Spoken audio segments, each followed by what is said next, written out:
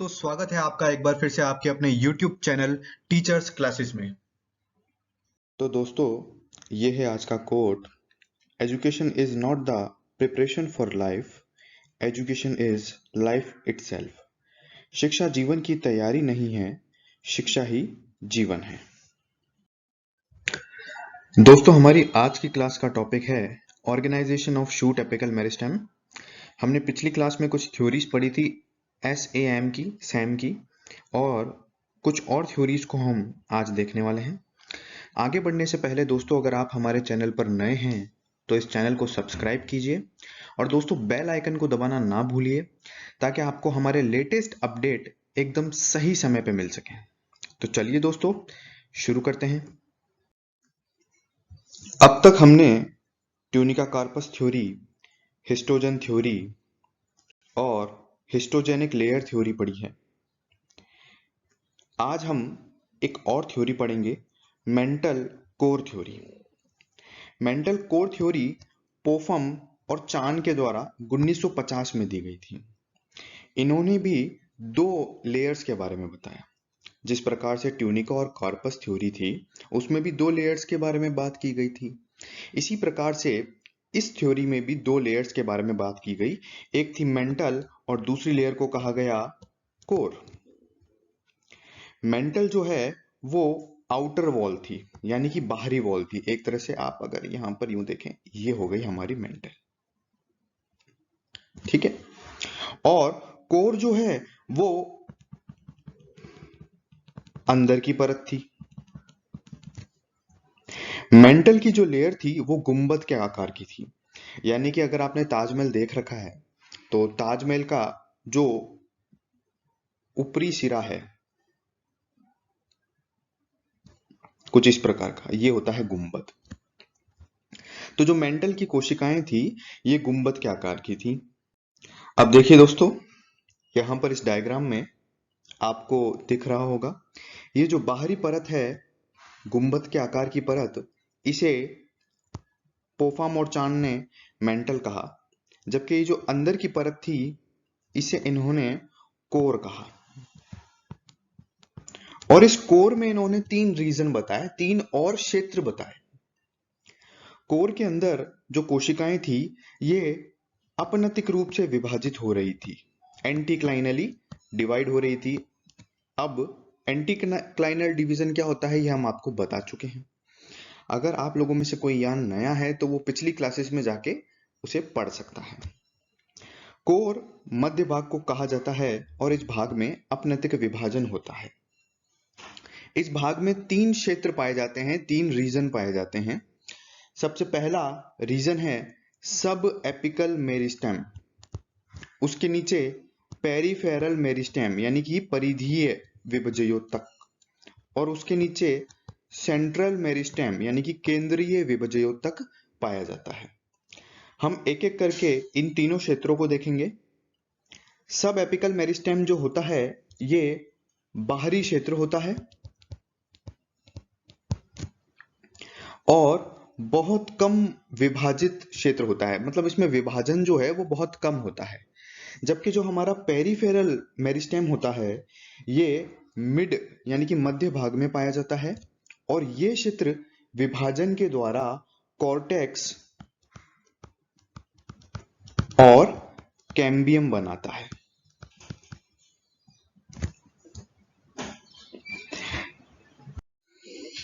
अब देखिए दोस्तों, ये जो तीसरा रीजन है इसे हम सेंट्रल मेरिस्टेम कहते हैं। ये सबसे आंतरिक भाग होता है और ये विभाजन के द्वारा मज्जा, पित्त का निर्माण करता है। इस प्रकार से हमने तीन क्षेत्रों को देखा। सबसे बाहर कम विभाजित क्षेत्र, उसके बाद मध्य में कॉर्टेक्स और कैम्बियम बनाने वाला क्षेत्र, और सबसे अंदर की ओर आंतरिक क्षेत्र जो कि मज्जा बनाता है। दोस्तों, मेंटल कोर थ्योरी एक तरह से ट्यूनिका कार्पस थ्योरी ही थी।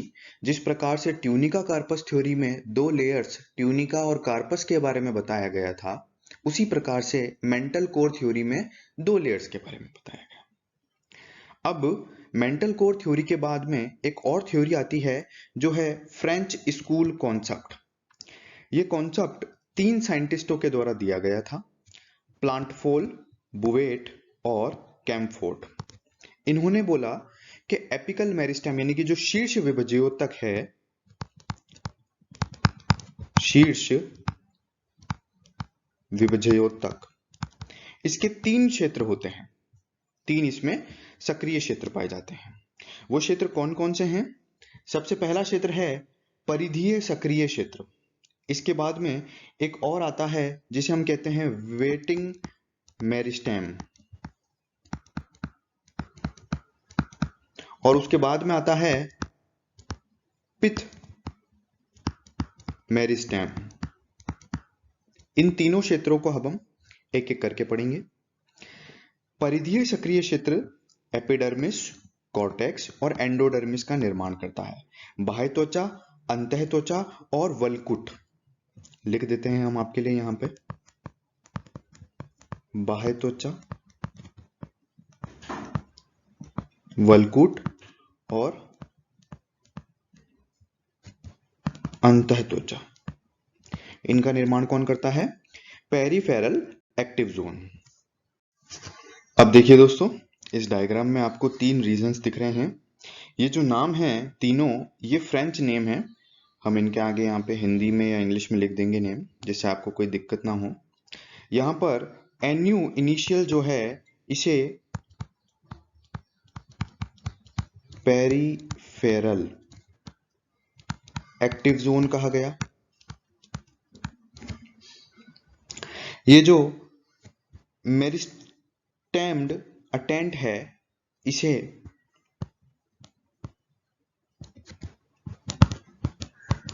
वेटिंग मेरिस्टेम कहा, जबकि ये मेरिस्टेम मेडुलेयर जो है, इसे इन्होंने पिथ मेरिस्टेम कहा। ये तीनों रीजन।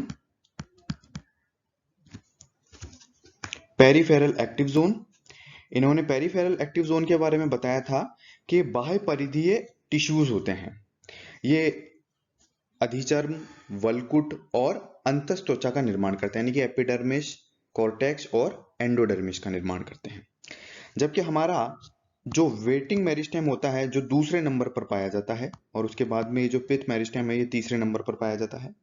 तो जो हमारा वेटिंग मेरिस्टेम होता है, ये बाहरी लेकिन केंद्रीय भाग होता है, और केवल फ्लावरिंग, जब पुष्पन होता है पादप के अंदर, उसी समय सक्रिय होता है। जो हमारा पिथ मेरिस्टेम है, ये वेस्कुलर टिश्यूज और पिथ यानी कि मज्जा का निर्माण करता है। अब यहां पर एक और चीज आपको ध्यान रखनी है कि जो हमारा वेटिंग मेरिस्टेम होता है, ये 2 भागों से मिलकर बना होता है। ये 2 भाग पीछे डायग्राम में भी आपको दिख रहे हैं। हम यहां आपको एक बार और बता रहे हैं इसे। पहला भाग है प्रो मेरिस्टेम स्पोरोजीन, और दूसरा भाग है प्रो मेरिस्टेम रिसेप्टेक्युलर।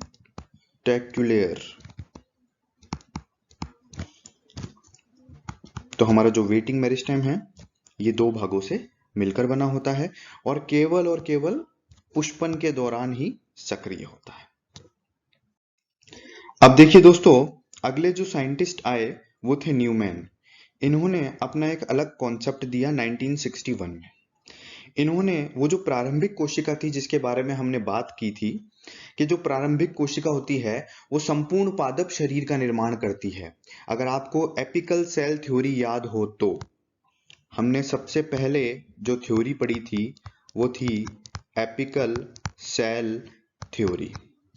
उस थ्योरी में हमने प्रारंभिक कोशिका के बारे में बात किया था। एपिकल सेल थ्योरी किसके द्वारा दी गई थी? नागेली के द्वारा। हालांकि वो थ्योरी हाफ मिस्टर के द्वारा दी गई है ऐसा कहते हैं, लेकिन उसका जो ज्यादातर क्रेडिट है वो नागेली को मिला है। तो न्यूमैन ने प्रारंभिक कोशिका को निरंतर विभज्योतकी अवशेष कहा, कंटिन्यूअस मेरिस्टेम रेजिड्यू कहा।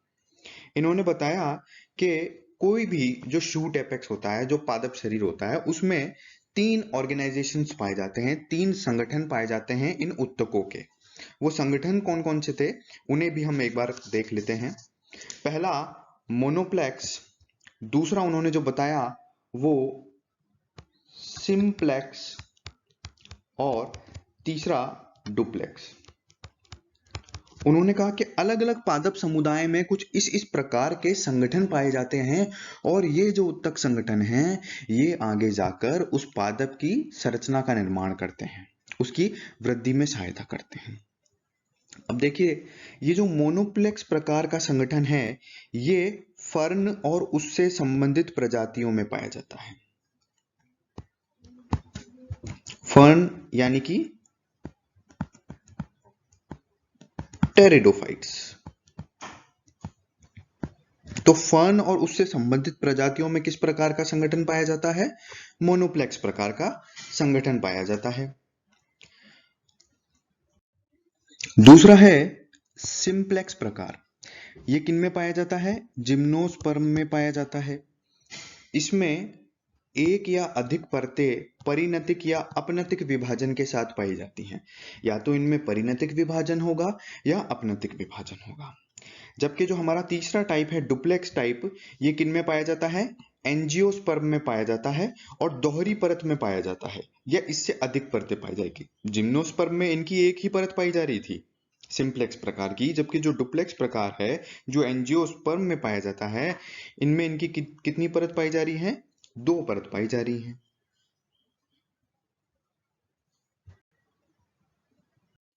अब देखिए दोस्तों, यहां आपको कुछ डायग्राम दिए गए हैं। इन डायग्राम्स में ये जो हमारा फर्स्ट टाइप है ये है मोनोप्लेक्स, इसके ठीक पास में है सिंप्लेक्स, और ये जो है ये है डुप्लेक्स। डुप्लेक्स में 2 लेयर पाई जाती हैं। एक होती है आउटर लेयर, उच्च परत, इसे हम सुपीरियर लेयर भी कहते हैं।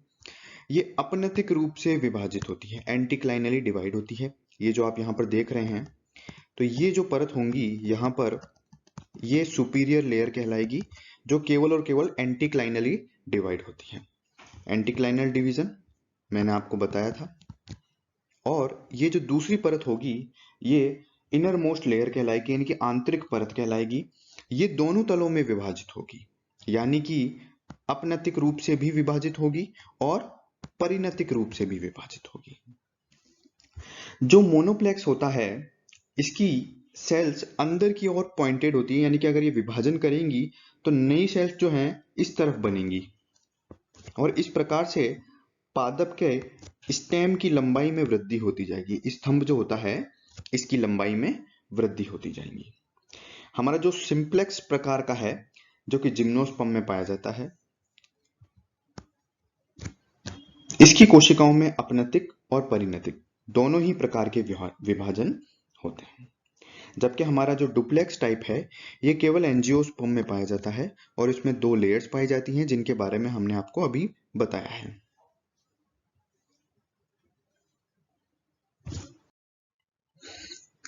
आंतरिक परत जो कि अंदर की ओर पाई जाती है, और परिणतिक और अपनतिक रूप से विभाजन करती है।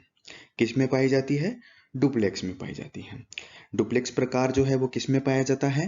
एंजियोस्पर्म में पाया जाता है। सिंप्लेक्स प्रकार किन में पाया जाता है? जिम्नोस्पर्म में पाया जाता है।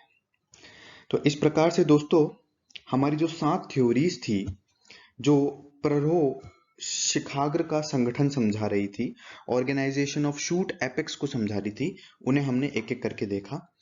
हमारी apical cell theory, histogen theory, tunica corpus theory, histogenic layer theory, mantle core theory, concept of French school, और आखिर में हमने देखा न्यूमैन का कॉन्सेप्ट। आशा करते हैं आपको ये थ्योरीज अच्छे से समझ में आई होंगी। अब आज के टॉपिक से रिलेटेड कुछ क्वेश्चंस हमने आपके लिए तैयार किए हैं। एक तरह से कहा जाए तो ये आपका होमवर्क है, तो आप लोग इन क्वेश्चंस को सॉल्व कीजिएगा, और आपके जो भी आंसर हैं उन्हें आप कमेंट बॉक्स में जरूर लिखिएगा। फर्स्ट क्वेश्चन है आपका, according to French school which part activates during flowering. हमने जो 7 थ्योरीज पढ़ी थी उनमें एक थ्योरी थी फ्रेंच स्कूल कॉन्सेप्ट। तो वो पूछ रहा है कि फ्रेंच स्कूल कॉन्सेप्ट के अनुसार पादप का कौन सा भाग पुष्पन के समय सक्रिय होता है। पेरिफेरल एक्टिव जोन, पिथ मेरिस्टेम, वेटिंग मेरिस्टेम या फिर बोथ, ए एंड बी। आपका जो भी आंसर है आप उसे कमेंट बॉक्स में जरूर लिखिए। अब देखते हैं क्वेश्चन नंबर 2 क्या कहता है। मेरिस्टेमेटिक सेल्स आर यानी कि जो विभज्योतक की कोशिकाएं होती हैं इनकी क्या विशेषता होती है। इनमें माइटोकॉन्ड्रिया की अत्यधिक संख्या पाई जाती है, ये समसूत्री रूप से विभाजित होती हैं, इनमें निर्जीव पदार्थ पाए जाते हैं या इनमें बड़ी बड़ी रसधानियां पाई जाती हैं। दोस्तों आपका जो भी उत्तर हो उसे आप कमेंट बॉक्स में जरूर लिखें और हमारे साथ आप इसी प्रकार से जुड़े रहें। अगर आपको ये वीडियो पसंद आया है तो आप इसे ज्यादा से ज्यादा शेयर करें। तो दोस्तों अब मिलते हैं हम अगली क्लास में, तब तक के लिए धन्यवाद।